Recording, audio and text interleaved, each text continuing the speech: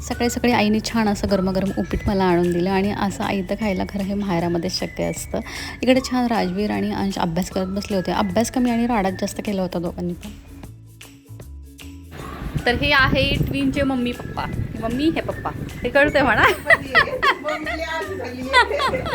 तर बाकी सगळं आवरून राजवीर छान रेडी झाला होता, स्कूलला निघाला होता. खूप क्यूट दिसत होता म्हणून त्याचा पण थोडासा शूट घेतला.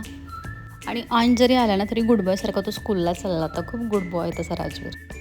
तर तुम्हाला मी आत्ताच दाखवलं तर ते माझे मोठा भाऊ आणि मोठी बहिणी आहे. तर त्यांना छान असे ट्विन्स झालेले आहेत, 2, एक मुलगा आणि एक मुलगी असे आहेत. तर त्यांनाच बघण्यासाठी आम्ही इकडे आलो होतो आणि ते खूपच क्यूट आहेत आणि खूप छोटेसे आहेत, अजून 1 मंथचे पण नाही आहेत. त्यामुळे त्यांचा फेस मी काय दाखवलेला नाही आहे व्हिडिओमध्ये. आणि मी इकडे आल्यानंतर ना खूप शूट करूयात असं ठरवत असते, पण माझ्याकडून खरंच होत नाही. ते मी विसरूनच जाते पूर्णपणे, म्हणजे जिकडं जाईल ना तिकडचीच होत असते मी आणि त्यामुळं माझं ते पूर्णपणे राहून जातं. त्यामुळे ॲक्च्युली मला व्हिडिओ एडिट करताना माझ्याकडे काहीच नसतं शूटला. तर एक बेबी झोपला होता आणि दुसरा खेळत होता, तर दुसरा पण आता उठला होता. तर काकू पण आलेली होती पुण्यावरून.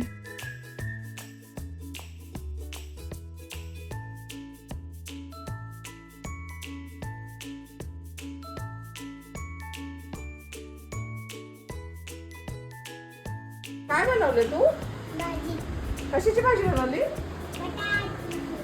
तर इकडे राजवीरने खोटी खोटी भाजी बनवली होती, ती आम्ही खाल्ली खोटी खोटी. पण खरंच परत भूक लागली म्हणून मग इकडे परत खरं जेवण पण केलं. तर साक्षीने छान असं नॉनव्हेज बनवलं होतं, तर तेच जेवण केलं. तर इकडे साक्षी आहे ना मला साडी दाखवत होती तिने आणलेली, आणि आमचं असं चालू असतं, तिने काही नवीन घेतलं किंवा मी काय घेतलं आम्ही असं एकमेकींना दाखवत असतो. तेच आपल्या बायकांचं सगळ्या लेडीजचं तेच असतं बहुतेक. तर परत इकडे आम्ही बाळांसोबतच टाईम स्पेंड केला. जसं उठेल तसं तर त्यांच्यासोबतच खेळत होतो आम्ही सगळेजण. त्यानंतर इकडे दुसऱ्या दिवशी मी लिंबू काढून घेत होते झाडाचे. तर दारातले झाडाचे लिंबू काढून घेणं त्यात पण खरंच खूप मज्जा आहे. असं छान वाटतं, एकदम फ्रेश लिंबू होतं ते.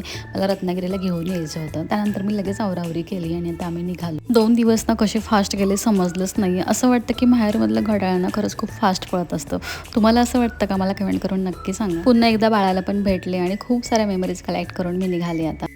तर इकडून मी माझ्या नंदेकडे चालली आहे करमाळ्याला, आणि तिथून त्यानंतर आम्ही तिथे 1 दिवस राहून आम्ही पुन्हा रत्नागिरीला निघणार आहोत. चला तर मग भेटूया पुढच्या ब्लॉगमध्ये. तोपर्यंत बाय.